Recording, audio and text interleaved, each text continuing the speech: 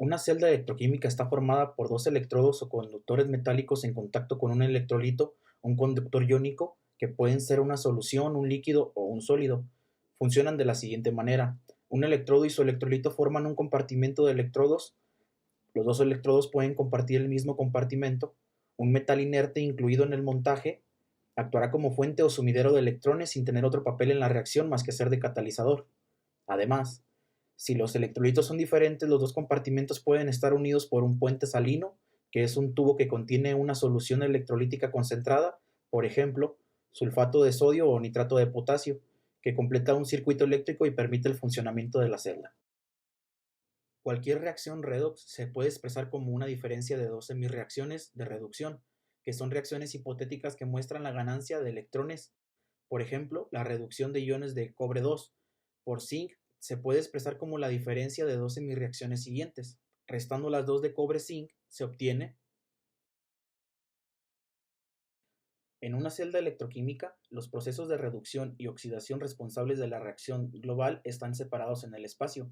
La oxidación tiene lugar en un compartimiento electródico y la reducción en el otro. Cuando se produce la reacción, los electrones cedidos en la oxidación en un electrodo pasan a través del circuito externo y vuelven a entrar en la celda por el otro electrodo, donde son consumidos en la reducción. En una pila galvánica, el cátodo tiene un potencial superior al del ánodo. Las especies que sufren la reducción toman electrones de este electrodo. En el ánodo, la oxidación da lugar a una transferencia de electrones hacia el electrodo, dando lugar a una carga negativa relativa, lo que corresponde a un menor potencial. Cuando se produce una reacción espontánea en una pila galvánica, se depositan electrones en un electrodo, el sitio de oxidación ánodo, provenientes del otro electrodo, y hay un flujo neto de corriente que se puede utilizar para realizar trabajo. Se puede interpretar que el signo positivo del cátodo indica el electrodo en el cual entran electrones a la pila y el signo negativo del ánodo como el electrodo en el cual los electrones la abandonan. Ahora vamos a hablar sobre los 4 tipos de celdas electroquímicas. La primera es la celda galvánica. Un ejemplo de esto es la celda de Daniel, en la que ocurren reacciones espontáneas y el potencial de la pila siempre es positivo. Mientras más grande sea, mayor será la electricidad que suministre esta celda. Después tenemos las celdas electrolíticas, en las que no hay reacciones espontáneas, sino que se le suministra energía eléctrica de una fuente externa y aquí pues se da el fenómeno contrario al que teníamos anteriormente. La electricidad permite que reacciones químicas espontáneas se desarrollen. La tercera celda de la que vamos a hablar es la de platino e hidrógeno. Es una celda que consume hidrógeno, produce plata metálica y a su vez surte electricidad. Esta es la celda de platino e hidrógeno y su reacción es la siguiente. Ya por último tenemos la celda de Downs. Esta es la celda de cloruro de sodio fundido. Aquí se hace uso de la electricidad para que recorra a través de los electrodos un volumen de cloruro de sodio fundido y se origine así en ellas las siguientes reacciones. El potencial de reducción de una celda electroquímica es la capacidad de una sustancia de aceptar electrones. El movimiento de electrones va a generar una corriente eléctrica, la cual es susceptible de medición por un amperímetro. La energía potencial de los electrones es mayor en el ánodo que en el cátodo, por lo cual los electrones van a fluir libremente del ánodo al cátodo a través de un circuito eléctrico. Esta energía potencial va a depender de la concentración de los reactivos, de los productos, así como de las condiciones generales en las cuales ésta se encuentra.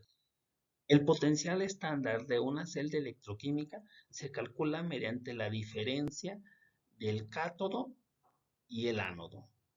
La gran mayoría de los potenciales de las semirreacciones se encuentran establecidos en tablas frecuentemente presentes en libros de termodinámica.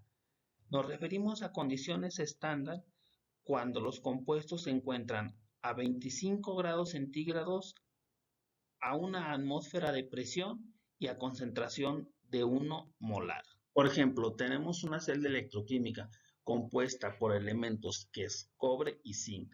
la cual nos van a producir respectivamente menos 0.76 voltios y más 0.34 voltios, como lo podemos apreciar en esta tabla que es más la de cobre y el zinc.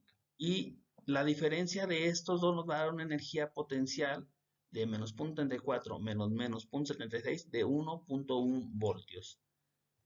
A esto se le conoce como una pila de Daniel, la cual está compuesta por sulfato de zinc y sulfato de cobre, una barra de zinc, una barra de cobre, y va a tener un puente salino, la cual permite que se transfieran los iones de una semirreacción a otra semirreacción, pero no se mezclen los compuestos. Y tenemos que si la energía es mayor a 0, esta se va a dar espontáneamente, y si esta energía es menor a 0, va a requerir un aporte adicional para que se pueda llevar a cabo. Si tenemos una reacción de una celda electroquímica en condiciones no estándar, existe una relación entre la energía libre de Gibbs y la energía potencial. Estas, si las igualamos, nos va a dar algo que se conoce como la ecuación de Nernst, que hay una relación entre la diferencia de la energía potencial, la constante de los gases, la temperatura absoluta, el número de electrones en movimiento y la constante de Faraday, así como el cociente de reacción. Este se calcula mediante la diferencia entre los reactivos y los productos. Bien, ahora veamos las aplicaciones de estos interesantes sistemas químicos.